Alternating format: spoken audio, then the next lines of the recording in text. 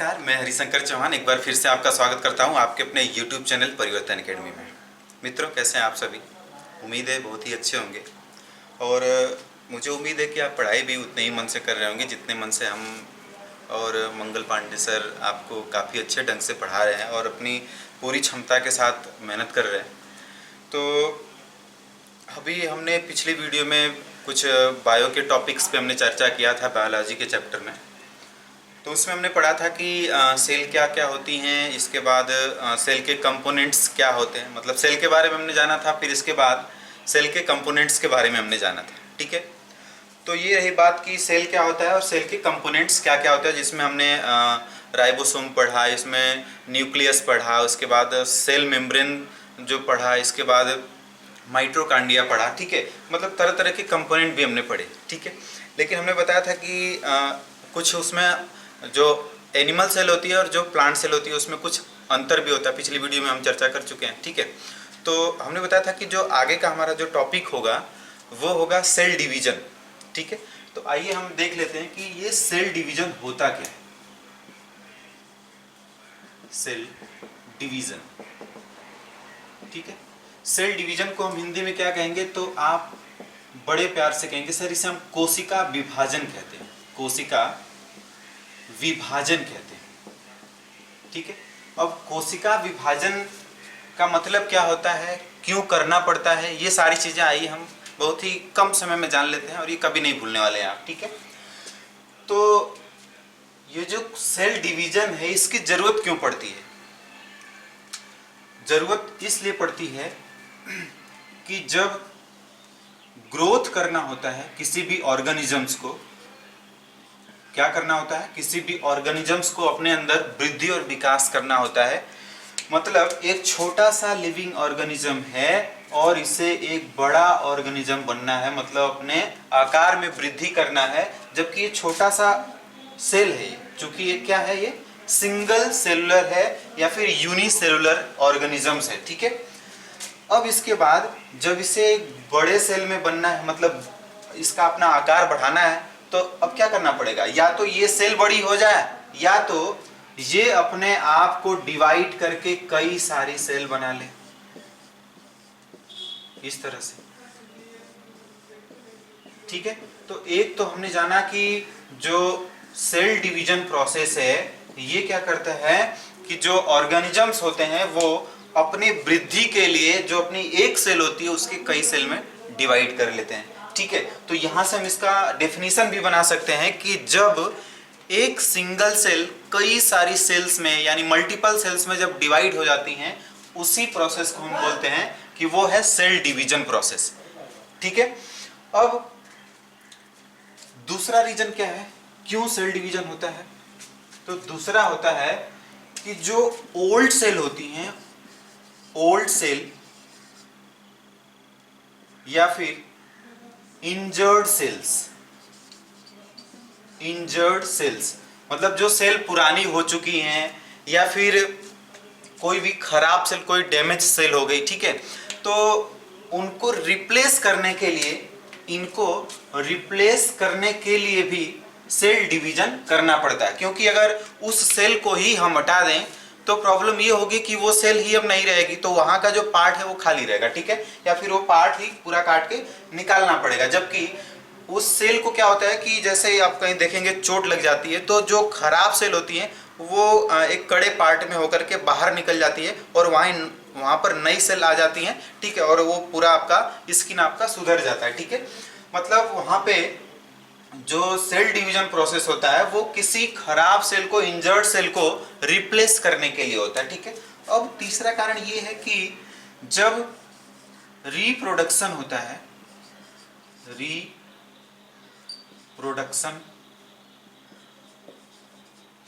या फिर regeneration, regeneration, ठीक है। मतलब जब किसी नई जनरेशन का निर्माण होता है तो उसके लिए भी सेल डिवीजन प्रोसेस या फिर सेल डिवीजन ही करना पड़ता है, ठीक है। तो जो सेल डिवीजन होता है ये किसी प्रोसेस के थ्रू होता है, ठीक है।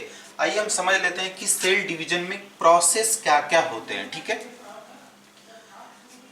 और ये बड़ा ही इंटरेस्टिंग टॉपिक है और हम समझ लेते हैं इसको, ठीक है। देखिए, ये जो सेल डिवीजन होता है ये किसी प्रोसेस के थ्रू होता है, ठीक है। अब इसमें दो प्रोसेस होता है, दो प्रोसेस में दो फेजेस होते हैं। एक होता है इंटरफेज, एक होता है इंटरफेज, दूसरे को हम बोलते हैं या तो एम फेज या फिर माइटोटिक फेज, ठीक है। आइए दोनों फेज या फिर दोनों प्रोसेस क्या क्या होता है हम ये समझ लेते हैं, ठीक है। तो जो इंटरफेज होता है उसमें जो एक सिंगल सेल होती है, सिंगल सेल जिसमें एक न्यूक्लियस भी है, ठीक है। एक ऐसी सेल का हमने उदाहरण लिया जिसमें क्या है, न्यूक्लियस प्रेजेंट है, ठीक है। अब ये सिंगल सेल क्या होती है, इंटरफेज में जो फर्स्ट स्टेप होता है, जो फर्स्ट प्रोसेस होता है, इसमें ये अपना साइज बढ़ा लेती है, ठीक है। ये अपना साइज क्या कर लेती है, बढ़ा लेती है, और इसमें जो जेनेटिक मटेरियल होता है इसे वो डुप्लीकेट कर लेती है, ठीक है। जैसे मान लीजिए कि जो ह्यूमन सेल है अगर उसका उदाहरण लें तो उसमें कुल कितने क्रोमोसोम्स होते हैं, तो 46 क्रोमोसोम्स होते हैं, या फिर आप बोलेंगे कि सर 23 जोड़ी क्रोमोसोम्स पाए जाते हैं, ठीक है। लेकिन जब इंटरफेज के यहां से जब सेल गुजरेगी तो वो सेल का आकार बड़ा हो जाता है और उसका न्यूक्लियस भी बड़ा हो जाता है। मतलब इसमें जो जेनेटिक मटेरियल है, जो क्रोमोसोम्स हैं, वो क्या हो जाते हैं, डुप्लीकेट हो जाते हैं, ठीक है।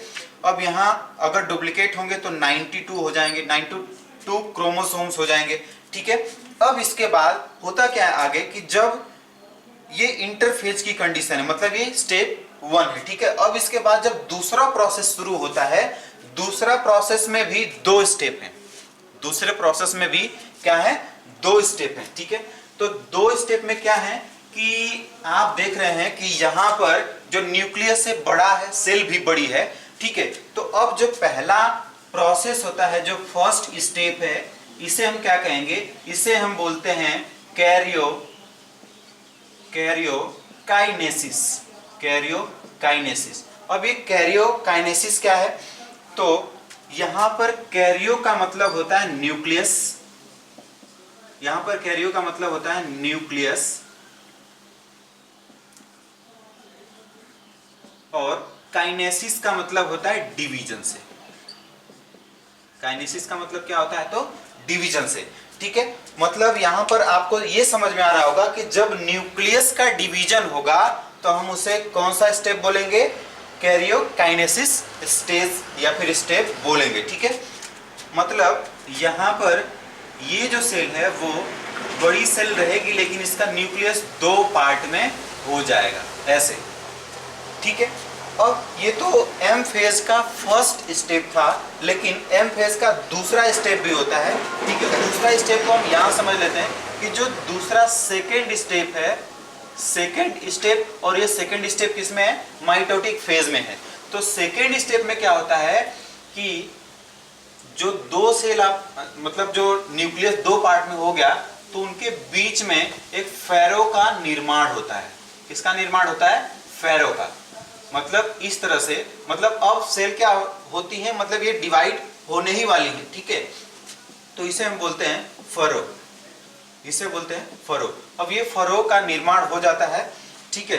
अब फरो का निर्माण हो जाता है, इसके बाद ये 2 पार्ट में डिवाइड हो जाती है, ठीक है। तो ध्यान से अगर देखेंगे तो ये प्रोसेस के थ्रू होता है क्या, सेल डिवीजन, और सेल डिवीजन प्रोसेस के थ्रू होता है जिसमें 2 फेज होते हैं। एक होता है इंटरफेज। इंटरफेज में क्या होती है कि एक जो सिंगल सेल होती है, ये सेल बड़ी हो जाती है और इसमें जो जेनेटिक मटेरियल होता है वो डुप्लीकेट हो जाता है। मतलब अगर हमने जो ह्यूमन सेल के अगर उदाहरण लिया था उसमें पूरे 46 क्रोमोसोम्स होते हैं, ठीक है। और ये बड़ी होकर के जब इसके जेनेटिक मटेरियल मतलब क्रोमोसोम्स यदि डुप्लीकेट हो जाएंगे तो 92 क्रोमोसोम्स हो जाएंगे। फिर आगे चल करके जब माइटोटिक प्रोसेस होता है, मतलब जब एम फेज का प्रोसेस होता है, तो उसमें सेल में क्या होता है कि जो इसकी आउटर मेम्ब्रेन होती है, आउटर मेम्ब्रेन क्या होती है जानते हैं आप, आउटर मेम्ब्रेन हमने बताया था कि प्लाज्मा मेम्ब्रेन होती है, ठीक है, प्लाज्मा मेम्ब्रेन होती है या फिर साइटोप्लाज्म बोलते हैं उसे हम क्या बोलते हैं, साइटोप्लाज्म। तो साइटोप्लाज्म में ही क्या होता है, फरों का निर्माण होता है और वहां से 2 सेल में ये डिवाइड हो जाती है। ठीक है, तो दूसरा स्टेप होता है इसका साइटोकाइनेसिस। दूसरा स्टेप इसका होता है साइटोकाइनेसिस।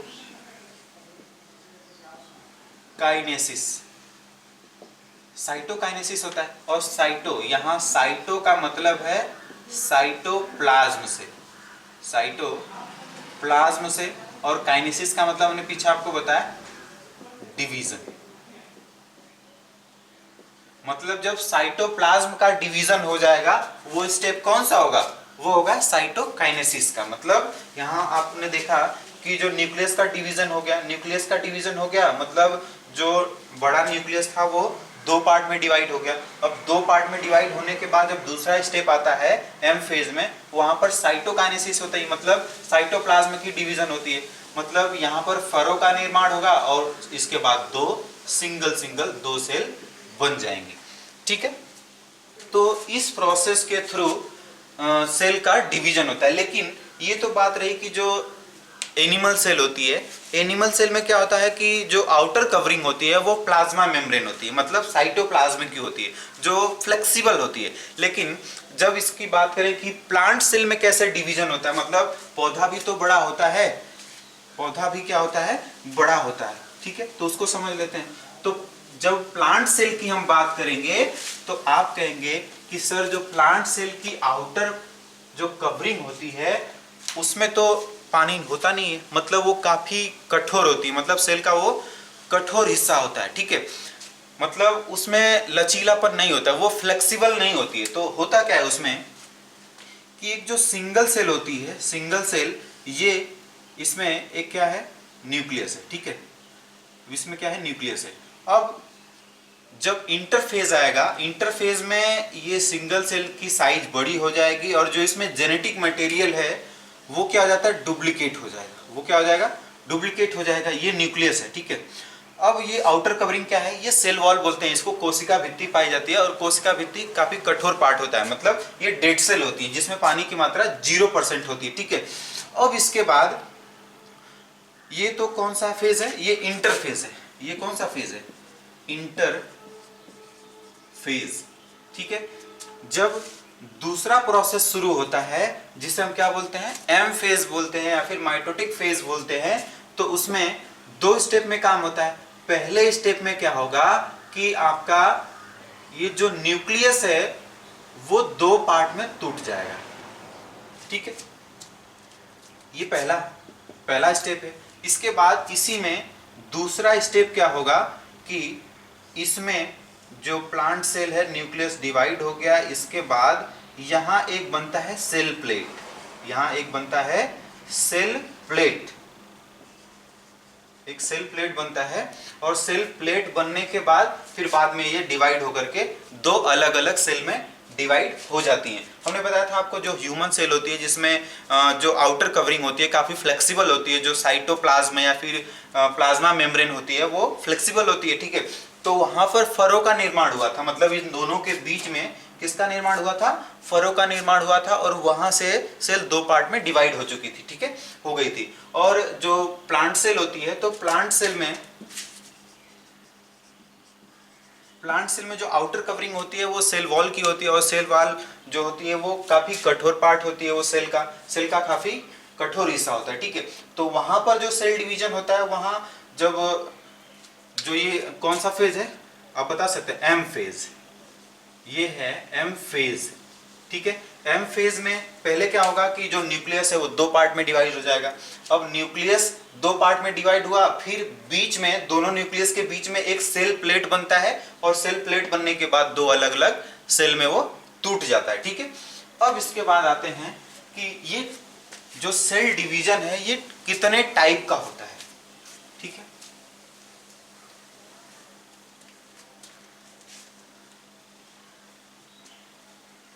जो सेल डिवीजन है ये 2 टाइप का होता है।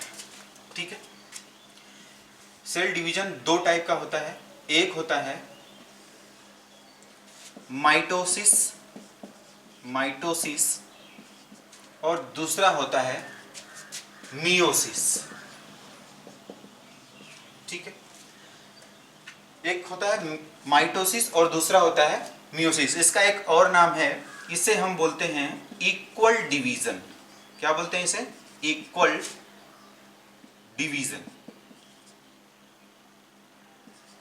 और ये होता है reduction division. Reduction division.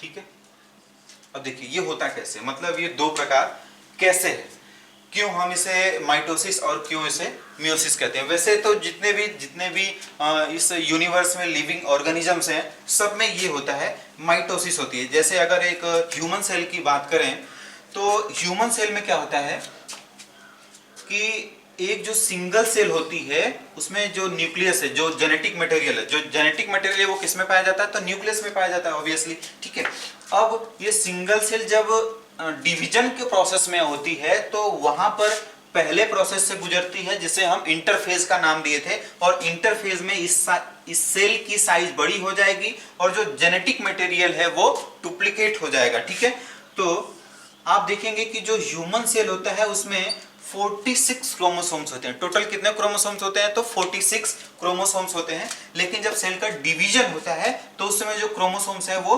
Duplicate हो जाएंगे। ठीक है, ये हम कौन सा टाइप पढ़ रहे हैं?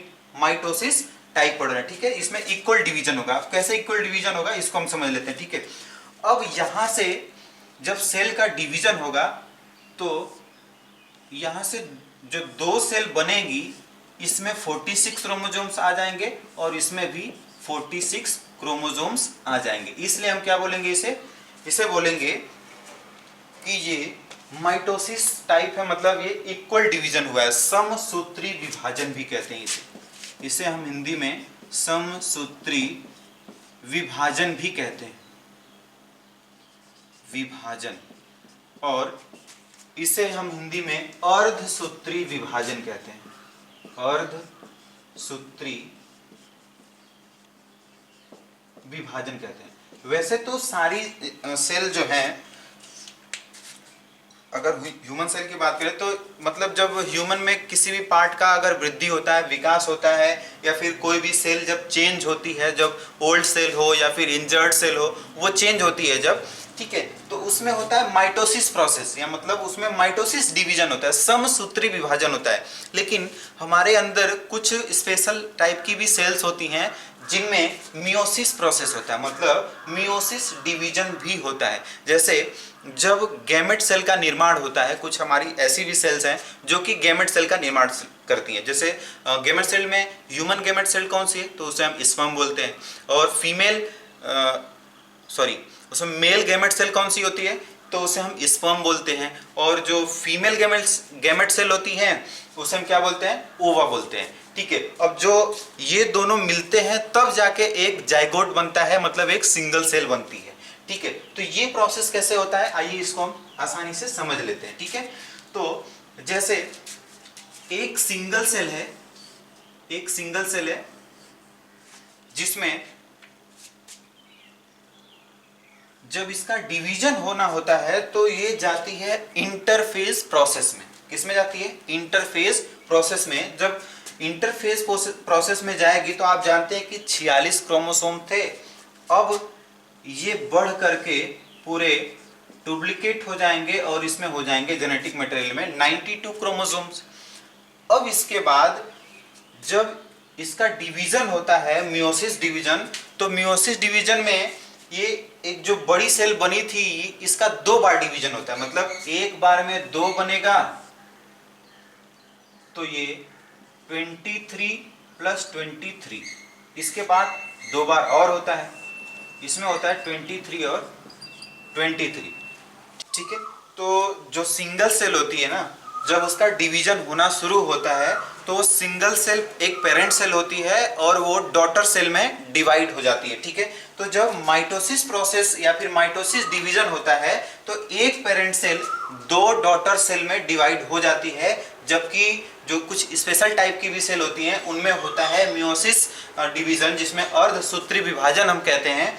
ठीक है, तो उसमें एक सिंगल सेल मतलब एक पेरेंट सेल 4 डॉटर सेल में डिवाइड हो जाती है, जिनमें हमने बताया था आपको कि टोटल कितने क्रोमोसोम्स होते हैं एक सिंगल सेल में, तो होते हैं 46 क्रोमोसोम्स। 46 का मतलब क्या, 23 पेयर, 23 पेयर मतलब टोटल 46 क्रोमोसोम्स होते हैं। ठीक है, जब इसका डिवीजन होना होता है तो ये क्या हो जाती है, एक बड़ी सेल बन जाती है, उसमें जो जेनेटिक मटेरियल होता है वो डुप्लीकेट हो जाता है। ठीक है, अब इसके बाद ये जो मियोसिस डिवीजन है, इसमें एक सेल का कितना पार्ट में डिवाइड होता है, एक सेल 4 पार्ट में डिवाइड हो जाती है और उसमें मतलब 50% मटेरियल जाता है। मतलब यहाँ देखिए 46 था और यहाँ 23 है, मतलब अर्धसूत्री विभाजन हम इसीलिए कहते हैं। ठीक है, अब जब एक जाइगोट बनता है, मतलब जब 2 गैमेट सेल आपस में मिलती हैं और जाइगोट का फॉर्मेशन करती हैं, ठीक है, उस समय की क्या कंडीशन होती है हम उसको देख लेते हैं। ठीक है,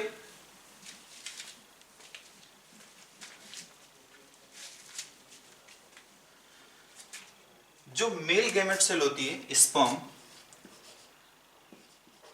जो मेल गैमेट सेल होती है स्पर्म, उसमें मान लीजिए कि एक सिंगल सेल थी जिसमें 46 क्रोमोसोम थे। ठीक है, अब ये 2 स्पर्म बन गए, 2 स्पर्म बन गए जिसमें समसूत्री विभाजन हुआ।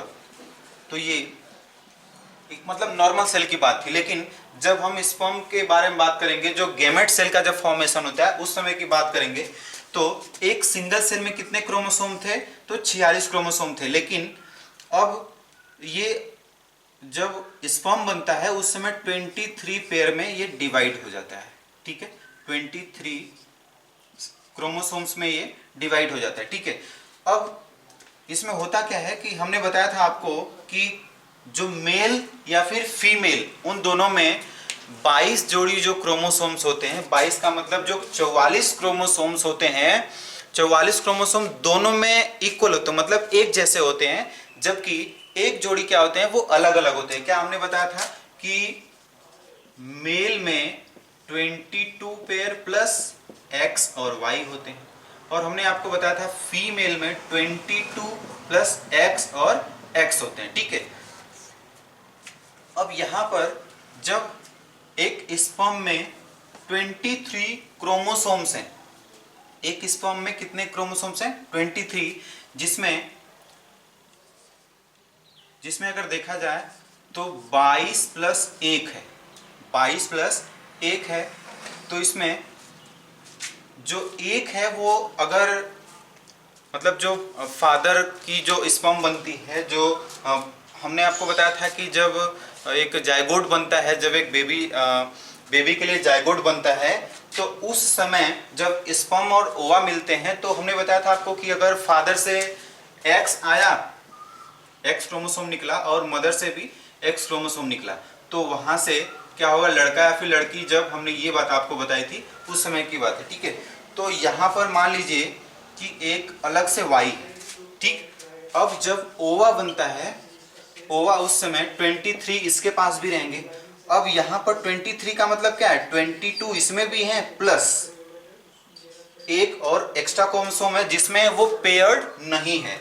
ठीक है, अब यहाँ पर देखेंगे तो जो मदर की ओवा सेल होती है उसमें से सिर्फ हमेशा एक्स ही बाहर निकल के आता है, क्योंकि दोनों एक्स एक्स होता है, इसलिए वो लड़की है।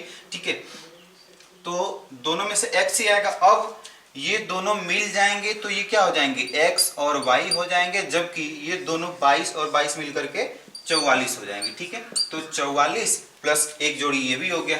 ठीक है, तो 44 2 46, इस तरह से कुल कितने हो जाएंगे, तो ये 46 क्रोमोसोम्स हो जाएंगे टोटल। ठीक है, तो इस वीडियो में सिर्फ इतना ही, और उम्मीद करते हैं कि ये वीडियो आपको काफ़ी अच्छी लगेगी और पसंद भी आएगी, और ये काफ़ी इम्पोर्टेंट टॉपिक था।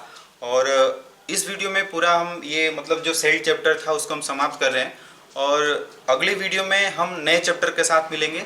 और आपका कीमती समय देने के लिए, अब तक हमारे साथ बने रहने के लिए, ये वीडियो देखने के लिए धन्यवाद। आपका समय शुभ हो।